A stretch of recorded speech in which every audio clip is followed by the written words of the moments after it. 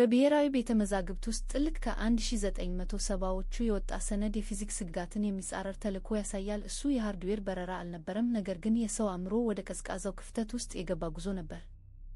በቀዝቃዛው ጦርነት ወቅት ሲአይኤ የርቀት እይታን መሳሪያ ለማድረግ በመፈለግ የስታርጌት ፕሮጀክትን አነሳ። ዋና ሀብታቸው ኢንጎ ስዋን ነበር። ንቃተ ህሊናው በቅጽበት በሺዎች የሚቆጠሩ ኪሎሜትሮችን ሊያልፍ ይችላል። በኤፕሪል 1973 ስዋን የማያውቀው የመጋጠሚያዎች ስብስብ ተሰጠው። ወደ ጥልቅ ቅሪት ውስጥ እንደገባ እሱ ከእንግዲህ በምድር ላይ እንዳልሆነ ተገነዘበ።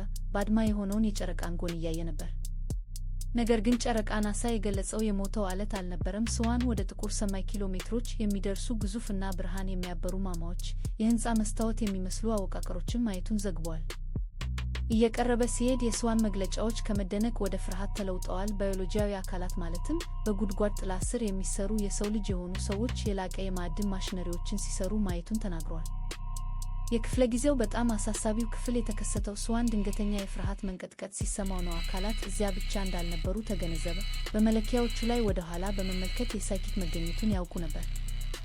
ስዋይም በሚታይ ሁኔታ እየተናወጠ ክፍለ ጊዜውን በድንገት ጨረሰ። ለተቆጣጣሪዎቹ እዚያ መሰረቶች እንዳላቸው እየነገራቸው ሲአይኤ ወዲያውኑ ግልባጩን ከፋፍሎ ሂሳቡን ከ30 ዓመታት በላይ ቀረ። ተጠራጣሪዎች የስዋንን ራዕይ እንደ ቅሪት ሲያጣጥሉ ከጨረቃ ሪኮኔሰንስ ኦርቢተር የተገኘ ዘመናዊ የሳተላይት ምስሎች በቅርብ ጊዜ በእነዚያ ትክክለኛ መጋጠሚያዎች ላይ ያልተለመዱ ግሊቶች እና የጂኦሜትሪክ ቅርጾችን ያዙ። መረጃው አስጨናቂ ዕድልን ይጠቁማል። የቅርብ የሰማይ ጎረቤታችን ወደ እምነት እንደተመራን የተተው አይደለም። ስዋን የአዲሱ የስለላ ስብስብ አጥኚ ነበር ወይስ እኛ ዝግጁ ላልሆንን እምነት ምስክር? ባለተሰጥኦ ያለው አእምሮ ውጤትም ይሁን የተደበቀ እውነታ ጨረፍታ ጨረቃ ዝምተኛ ምስክር ሆና ቆይታለች። ፋይሎቹ ክፍት ናቸው፣ መጋጠሚያዎቹ ይታወቃሉ፣ ነገር ግን በሩቅ በኩል ያሉት አካላት በጥላ ውስጥ ይቆያሉ።